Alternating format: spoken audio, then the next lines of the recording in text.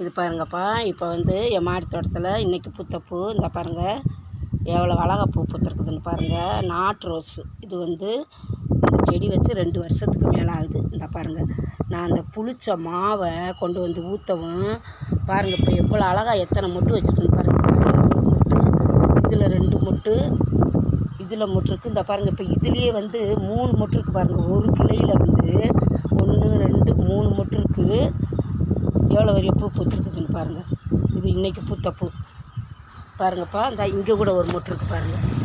இது வந்து நம்ம வந்து இந்த புளிச்ச மாவை கீழே ஊற்றாமல் கொண்டு வந்து இந்த ரோஸ் செடிகளுக்கு வந்து அது நல்ல வாழைப்பழத்தோல் மாதிரி.